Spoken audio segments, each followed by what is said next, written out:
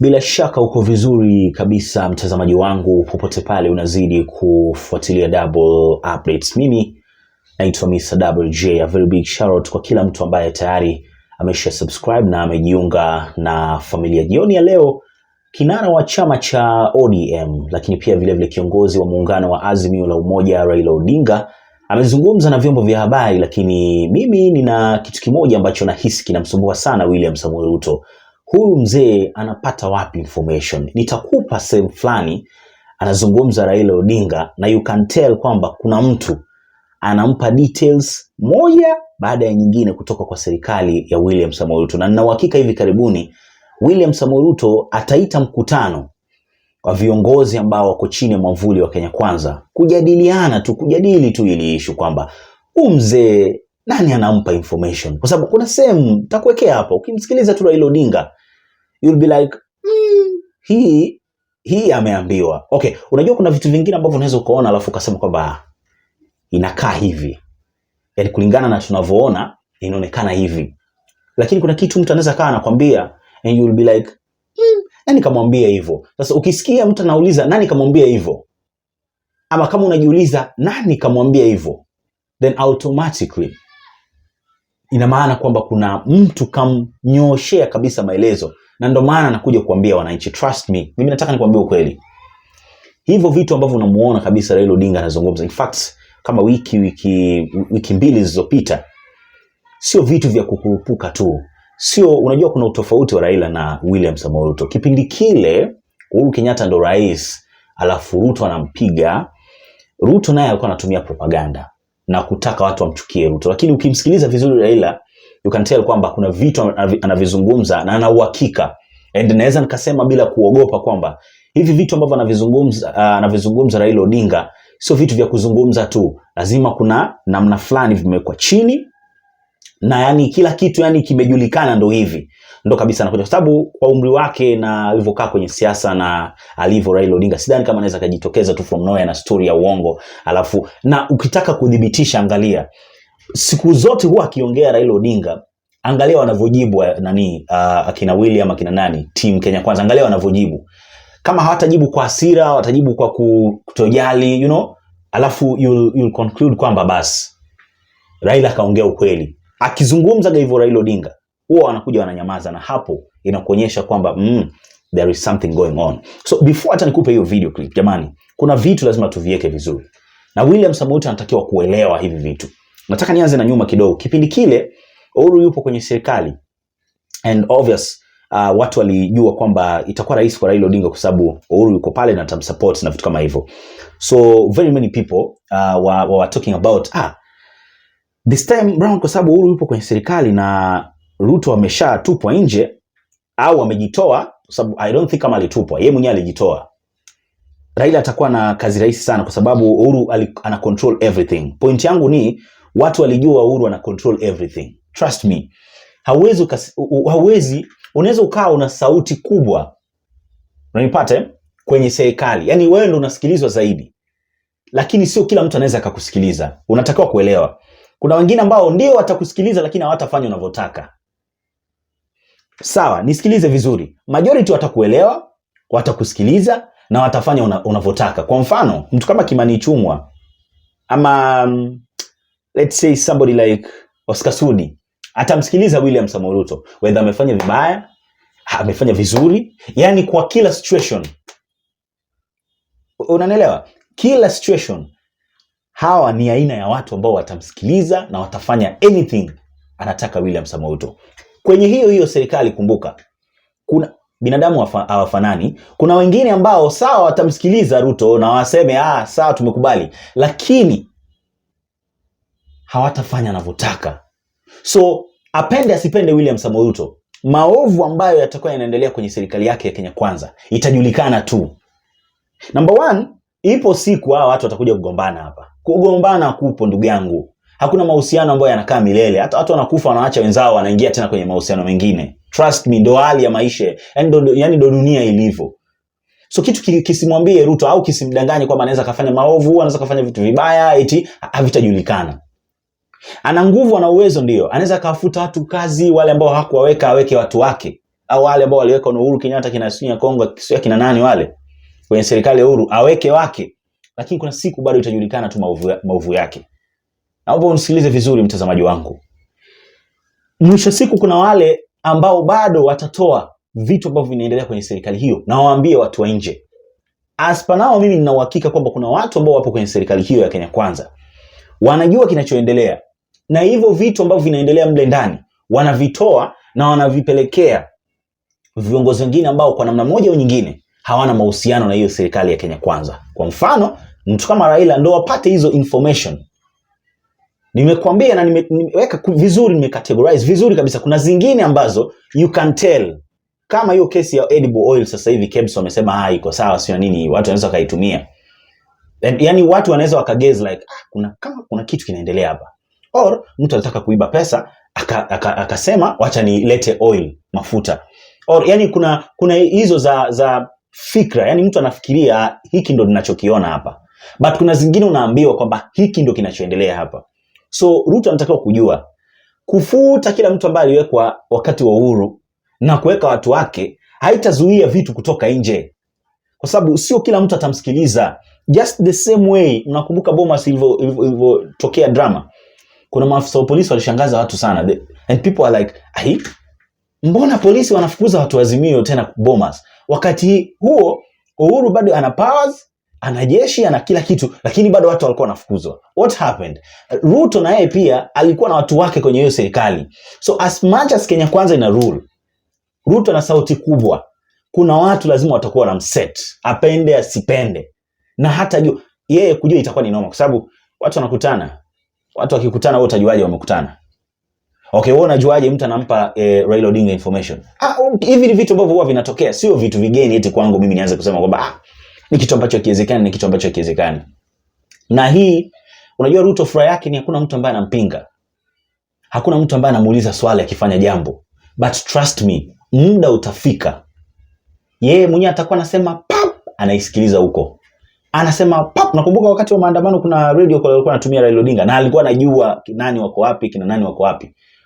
Mimi nakwambia hata kwenye hiyo serikali yake hiyo ambao anadai yeye ndo anaicontrol. Itikashagwa sio anaangalia nani anaingia wapi, sio nani anaingia wapi. Nakwambia Raila Odinga ana information na bado watakuwa wanafanya hivi, Raila anajua. Watakuwa wanafanya hivi, Raila anajua. Uzuri wa Raila ni akishajua atakuja kwenye miso mtu akunya. Sio kama Uhuru Kenyatta. Uhuru Kenyatta anaweza kawa anajua vitu vingi sana lakini haongeagi. So kama haongei inamaanisha watu hawawezi wakapata information. Mtu hawezi akajua ukweli ni kitu kipi ambacho kinaendelea, mtazamaji wangu. So mwisho siku mimi nina uhakika kwamba Raila hata nyamaza. Na najua atakuwa anapata information kila siku. Akipata tu atakuwa anatuambia. Ruto sidhani kama atatoboa kirahisi. So wacha nikupe hii video clip ya kinara chama ODM Raila Odinga amezungumza na vyombo vya habari. Sikiliza mwanzo mwisho.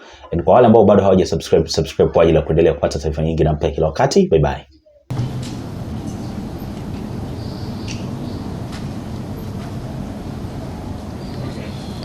Okay. Ladies and gentlemen of the press, this is a statement on the urgent need of actions to protect integrity of Kenyan exams and certificates. Dear Kenyans, since 2016, the country has been on the path of major reforms in the education sector and notably in the management of national examinations. These reforms were intended to restore sanity to the examination process and maintain dignity and integrity in our education sector. They were meant to ensure that our graduates at whatever level are recognized and respected across the world. Back in 2016, and following the serious concerns about the management of national exams, the government of Kenya identified a secure printing firm in the UK, that is Stephen Austin Printing Limited.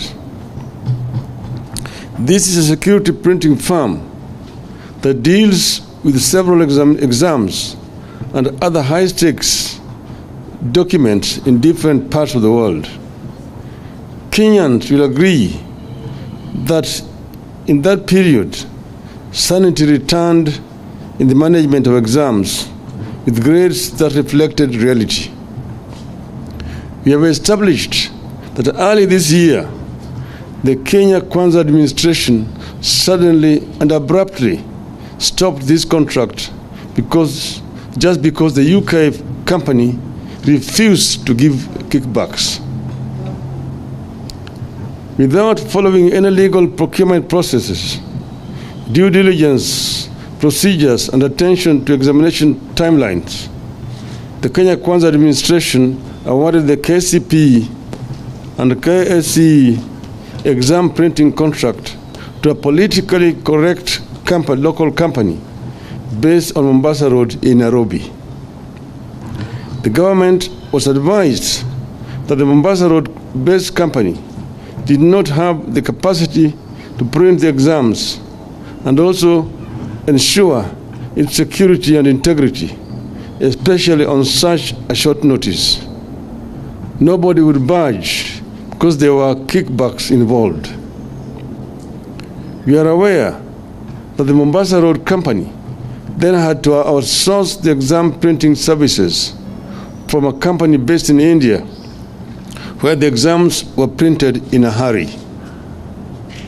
We are also aware that the UK firm, whose contract was cancelled, declined to provide codes to the many layers of security that had been encrypted to safeguard the integrity of both KCPE and KCSE.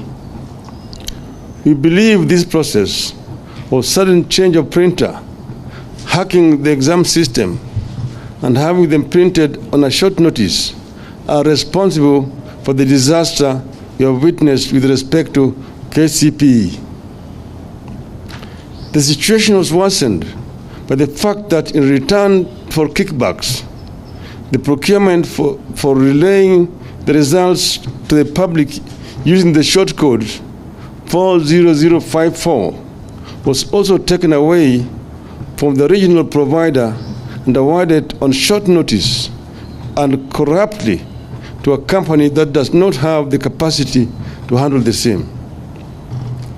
This led to the mess where the results received expensively using the short code was different from the one on the Kenya National Examination Council portal and sent to schools. It led to what NEC has called misalignment of marks and grades.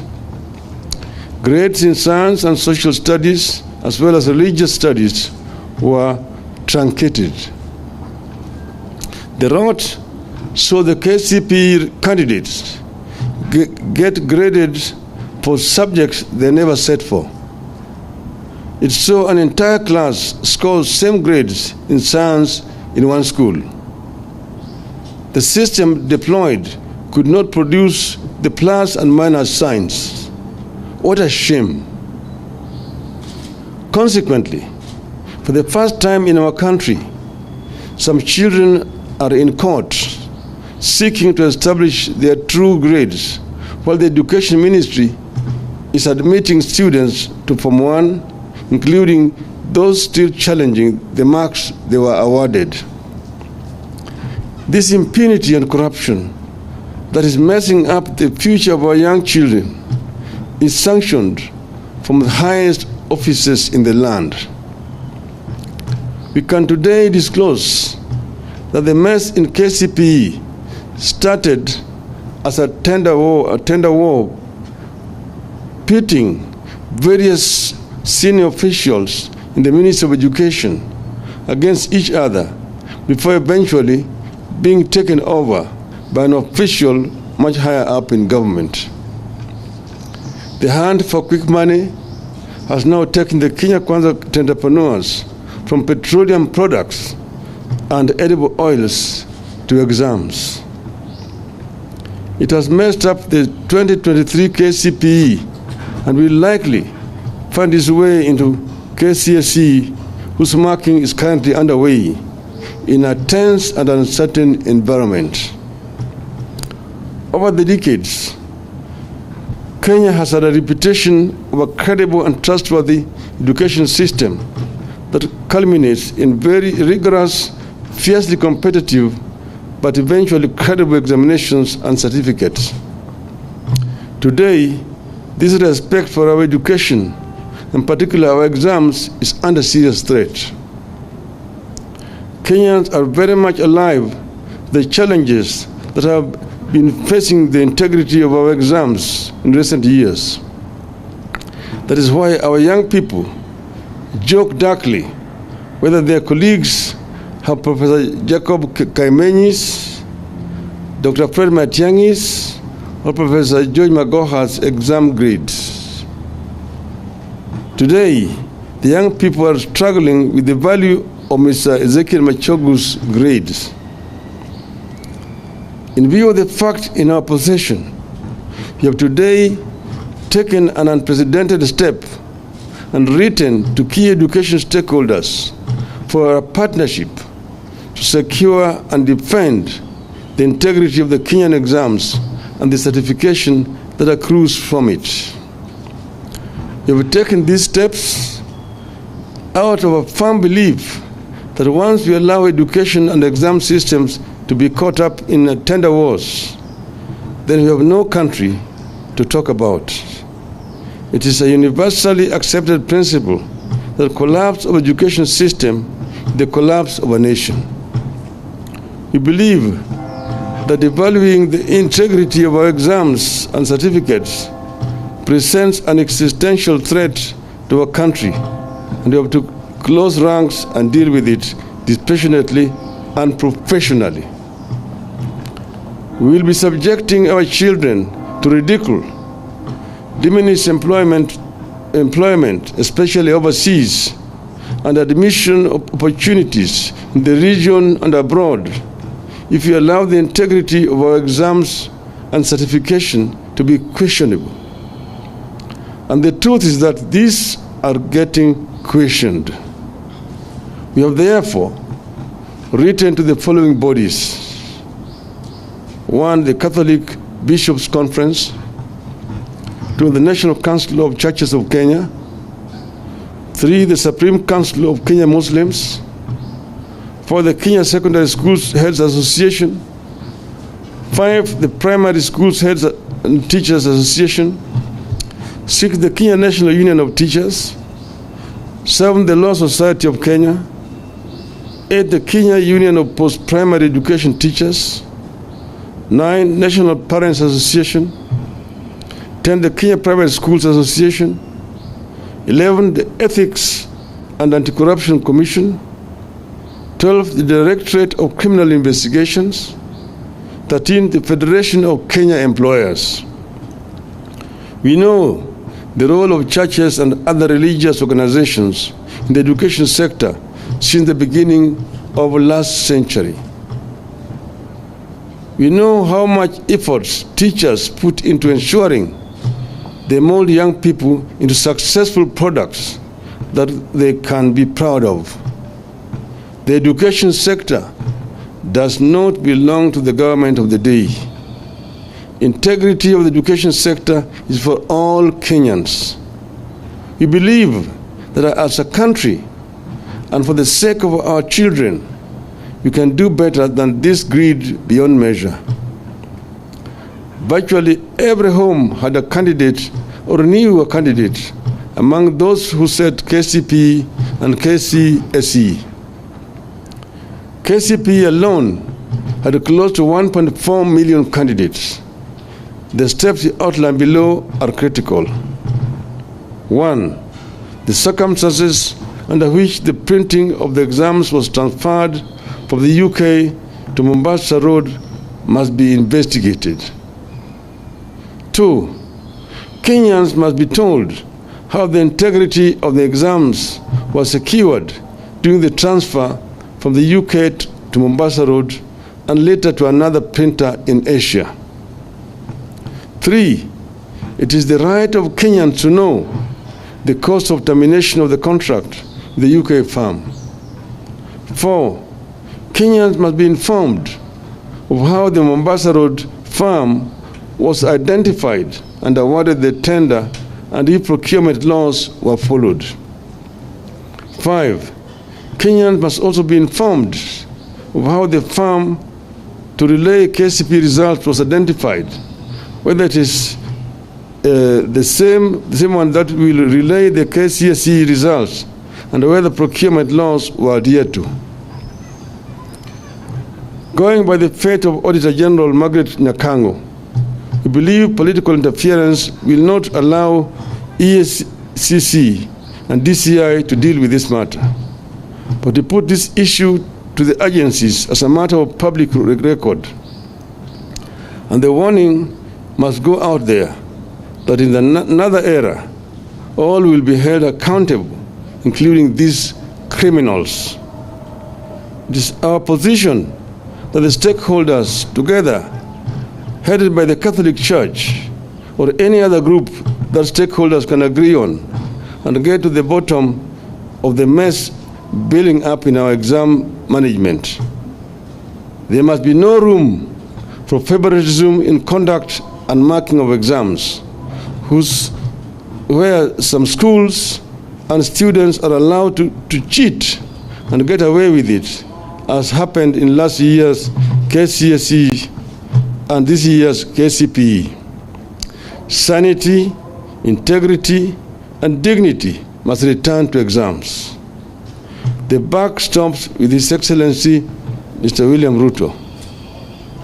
It is our firm belief that mega corruption in billions cannot happen without the complicity of the top.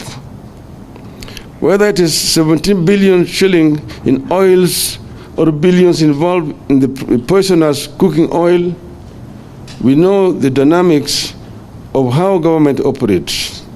The CS, the PS are small fries. The buck stops with Mr. Ruto. End of statement.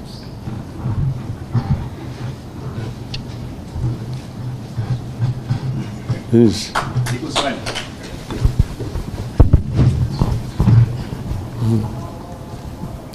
Question? Jina langu ni Waweru Nyambura kutoka Ildora.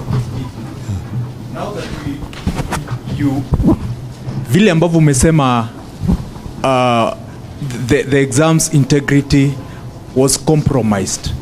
So do we recall the results, and what does now this put KCSE into?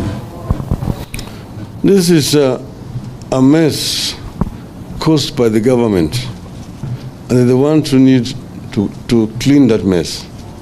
The challenge is to them, not to us. You pointed out this mess, but we also said that a task force ought to be set up to investigate and come up with what you can call amicable way out of this mess. My name is Chemutai Goin from Citizen TV. And my question is basically looking at the issue you've spoken about on the integrity of the exam. And education is supposed to be an equalizer. You have rightfully mentioned that a number of students and institutions have moved to court wanting justice because they believe the results that were issued to them were not their own. In the event that the ministry, as it is ongoing with the process of placement, does not allow these students, in the interest of public justice and especially for the children, do we see a point where you may seek to be enjoined in trying to get justice for them? And on the second matter, on the control of budget and the tribulations she's facing, there's a lot of questions that have been raised regarding the commitment of the Kenya Kwanza administration in combating corruption, and whether the tribulations on the control of budget are basically meant to slow her down owing to her sharp criticism of the government and possibly its operations. Well, first, this other first one here, you're talking about investigations into this matter. Of course, as I mentioned, there are already some people who are in court challenging the outcome. Yet the ministry is also in the process of admitting the others into schools. This itself actually shows the kind of chaos that we're going through. Of course, the courts will pronounce themselves on this matter, so we don't want to prejudge what the court will say over this matter. But it's a very sorry state of affairs as things stand right now. And as what we want to see done is to ensure that we get to the bottom of this matter, how it was conceived, who were involved, and who are the beneficiaries of this, so that this thing does not recur again in the future. The second question you're saying is about... Yeah, I made a statement yesterday, and I saw that this matter was in Parliament also this morning. Our belief is that this lady is actually being witch hunted because of the stand that she's taken. Because recently, when she appeared before the bilateral team at Bomas and talked about inflation of salaries, that her own salary had been inflated in the budget more than 3 times, basically exposing the corruption that exists in the government. I think that people are uncomfortable with her. They want to get rid of her from that office, because you're talking about something that happened 80 years ago. The ECC is the one which is prosecuting. She was interviewed and appointed, and before somebody is appointed to a position like that one here, you must get actually a certificate of clean conduct from ECC. It's one of those bodies. Why now? Did they not have those records at that time? Why is it that now that they all of a sudden have come up with this issue? So our view, this is basically just a witch hunt. They want to smear her name so that they get rid of her. But she's a holder of a constitutional office. And my view is that in spite of the charges which they have leveled against her, she still seems to be innocent until she's been proved guilty through the due process. So she should continue to exercise her duty as controller of budget.